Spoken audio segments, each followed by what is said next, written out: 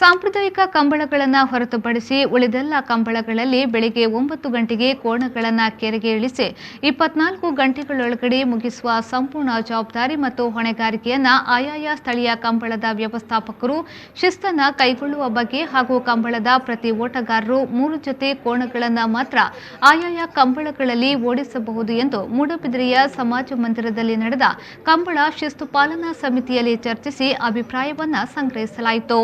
ಶಿಸ್ತು ಪಾಲನಾ ಸಮಿತಿಯ ಅಧ್ಯಕ್ಷ ಭಾಸ್ಕರ್ ಎಸ್ ಕೋಟ್ಯನ್ ಅವರ ಅಧ್ಯಕ್ಷತೆಯಲ್ಲಿ ನಡೆದ ಸಭೆಯಲ್ಲಿ ಕಂಬಳಕ್ಕೆ ಸಂಬಂಧಪಟ್ಟ ಹಲವು ವಿಷಯಗಳ ಬದಲಾವಣೆಗಳ ಬಗ್ಗೆ ಚರ್ಚಿಸಲಾಯಿತು.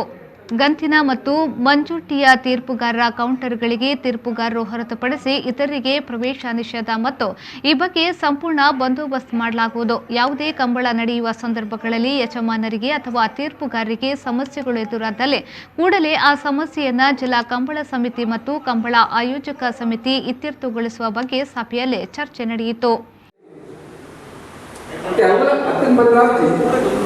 ಇದೆ ಮೇಜರ್ ಪ್ರಾಬ್ಲಮ್ ನಮ್ಮ ಖರೀದಿಗೆ ಹೆಂಗೆ ಯಾರು ಕಂಬಳ ಲೇಟ್ ಆದ ಕಾರಣ ಉಳಿದೇ ಕಾರಣದಿಂದ ಒಂದಿ ಖರೀದಿ ಎಂದು ಬರ್ತಿದ್ದಾರೆ. ಗಡ್ಡೆ ಮಾನವ ವ್ಯವಸ್ಥೆ ಸರಿಯಾಗಿ ಕೆಲವರಿಗೆ ಮಾನವ ಹುಲ್ಲು ಕೆಲವರಿಗೆ ಮಾನವ ಸರಿಯಾಗಿ ಇತ್ತು.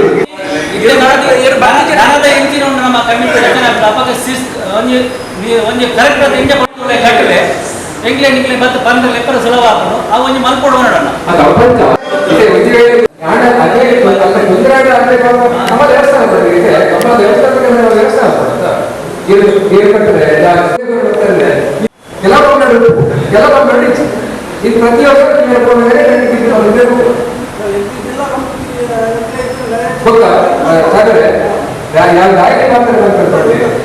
ಕಂಬಳ ಲೇಖಕರು ಇಂಜಿನಿಯರ್ ಅವರ ಕಂಬಳದ ವ್ಯವಸ್ಥಾಪಕರ ಪ್ರತಿಯೊಂದು ಮಂಡ್ಯ ಅದಕ್ಕೆ ಸರಿಯಾದ ಜನ ಮಾಡಬೇಕು ಅಥವಾ ಎಲ್ಲೆಲ್ಲ ಅನುಕೂಲ ಅವ್ಯವಸ್ಥೆ 100% 24 ಗಂಟೆ ಹೋಗಿ 12 ಗಂಟೆ ಕಂಬಳ ಹೋಗ್ತೀವಿ 12 ಗಂಟೆ ಕಂಬಳ ಹೋಗ್ತೀವಿ ಯಾರಿಗೆ ಕಂಬಳ 12 ಗಂಟೆ.